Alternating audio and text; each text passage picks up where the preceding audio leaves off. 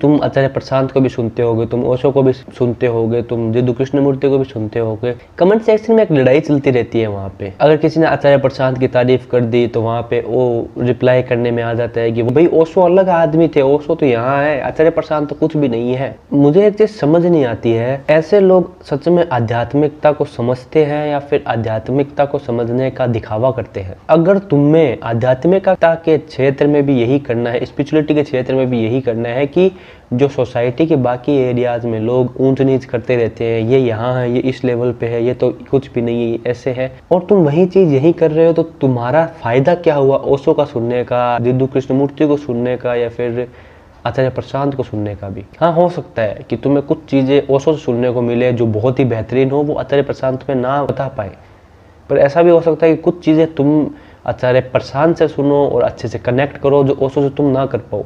उसमें गलती ओशो और आचार्य प्रशांत की नहीं है, उसमें गलती सुनने वाले की है कि वो क्या कॉन्टेक्स्ट लेके बैठा है और उसे अभी क्या सुनने की जरूरत है और वो किसकी क्या चीज़ समझ पाएगा। हो सकती है एक चीज़ उसे ओशो की ज़्यादा अच्छे से समझ पाए, बट हो सकता है कि आचार्य प्रशांत से भी वो कुछ ऐसा सीख ले नया जो उसकी लाइफ में काम आए। ये कोई रेस थोड़ी है, ये आध्यात्मिकता है, ये सेल्फ अवेयरनेस की जर्नी है, खुद को पहचानने की जर्नी है, ये माइंड बॉडी सोल से पार जाने की जर्नी है। मैं कौन हूँ है माय सबसे बड़ा क्वेश्चन जिंदगी का, ये उसकी जर्नी है खुद को पहचानने की। इसमें भी अगर तुम्हें लेवल बांटने, इसमें भी तुम्हें अगर इंस्टाग्राम की रीलों पे ये करना है कि Acharya Prashant is this level, Osho is this level, तो भाई तुम वैसे ही इंसान हो जैसे सोसाइटी में भरे पड़े हैं, जो धर्मों के नाम पे, रंगों के नाम पे, लिंग के नाम पे, कास्ट के नाम पे लोगों को बांटते हैं, ऊंच नीच करते हैं। बस तुमने मास्क पहन लिया स्पिरिचुअलिटी का, आध्यात्मिकता का, और तुम्हें ऐसा लग रहा है कि हम तो उनसे बहुत ही बढ़िया है।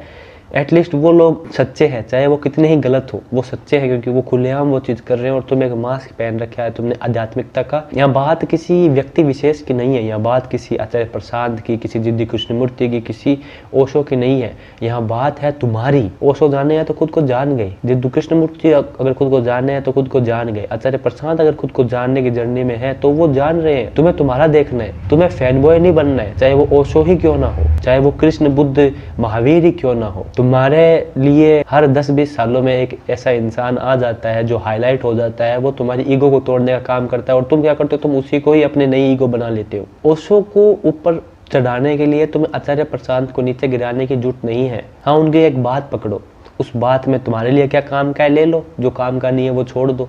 सबसे बड़ा टीचर तो तुम खुद हो। जैसे कि जिद्दू कृष्णमूर्ति की एक बहुत बड़ी लाइन में एक्सपीरियंस से मैच खाती है कि गुरु कहीं नहीं है, गुरु तुम्हारे अंदर है।